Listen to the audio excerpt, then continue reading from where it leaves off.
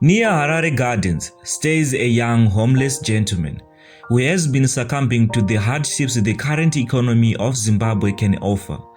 As Saint TV crew with the Uncle Saint, the only Zimbabwean uncle, we managed to interview the young man, and the side of his story is nothing but sad. As he narrates what happened to him, you could see the pain, the struggle, and the shortage of enough resources to cater for himself.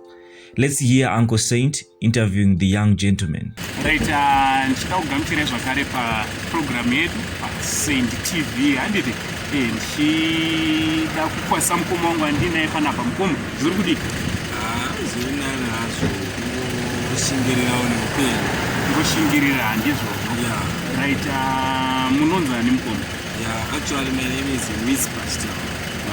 Whisper Chitauro. Alright. Mukoma ndakuonai muri mumastreets patambotaura mukataura kuti munogara mustreet mungatizivisawo kuti chii chakakonzeresa kuti munge muri munozopesera mumastreets? Ndaigara nevabereki vangu, so tichigara nevabereki vangu maparents angu akasvika pakufa in accident.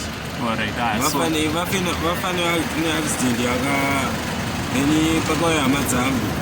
Hama dzangu dzauya takuviga vabereki vangu, vakabvunzwa kuti ndiani anokwanisa kugara nemwana because ndiri one, I'm single, ndizere gono. Right. So hapana akapindura kuti ndokwanisa kugara naye. So ndakabva ndasara ndinjeka.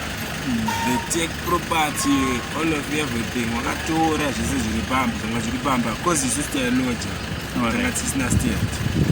Wakatora zvinhu zvese wakatinga kugara nazvo, ndasara ndiri one. So ndikazochuza option anongoti inini oga ndingoenda mustreet ndibona kuti muri sei. But ndauya mustreet mati because nasisina chekudya, even clothes to wear, zvinhu zvekupfeka nasitosi nasisi. Ndauya mustreet. Saka apa mune makore mangani? Now I'm 16 years, ndichishandira 17, 2004, so 4 September. Alright, une 16 years. So wane nguva yakareba sei uri uchigara mustreet? It's only 4 months. 4 months? Wakambira chikoro uri kumwani? Form 3, I was Form 3. Alright. Gore rinoiri kana kuti gore rapera? Last year. Alright. So before vabereki vako vakashaika zvarini? Maparents vakafa muna February. This year? February 2021. Alright. Kureva kuti ukawana vangauda kukubatsira kuti udzokere kuchikoro unoda here udzokere? Aiwa, chikwadi chikoro ndoda kuenda.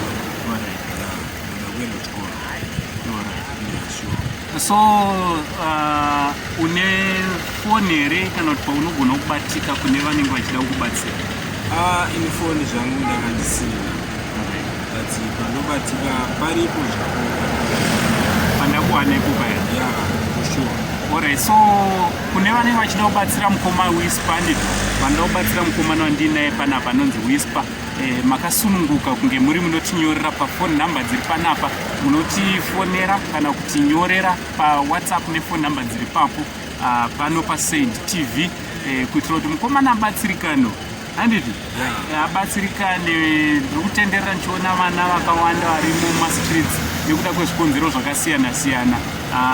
Asi uyu aiwa anofanira kuti apedze chikoro pane kuti ange ari anotora zvinodhaka ari mastreets, zvinhu zvichi ozopedzera upenyu hwake hwatokanganisika zvachese handiti zviri nani kuti udzokere kupi kuchikoro.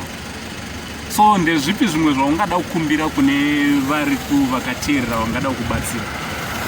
Inini chanongokumbira kuda kuendesawo chikoro kozi takaverenga mabhuku ashona zvakanzi dzidzo inhaka yeupenyu. Saka pasina dzidzo hapana chandingakwanise kuita kozi mazuva ano zvizhinji zvakudiwa chikoro. Kana ndisina chikoro hapana kwandikwanisa kuenda. Saka ndikukumbira hangu kuti ndidzosirwe kuchikoro. Alright. Aiwa, ndofunga mazvinzwirawo zvikuru kwese kwamuri. Munokwanisa kuzotibata kune vanenge vachida kuti tibatsirane mukomana uyu. Isu tomutsvaga tamuona paanogara, handiti haana pekugara, anotongogarawo anotongogarawo mumastreets. So munokwanisa kunge muri munotibata panhamba dzeSaint TV. From Uncle Sam, the only Zimbabwean uncle, but much love.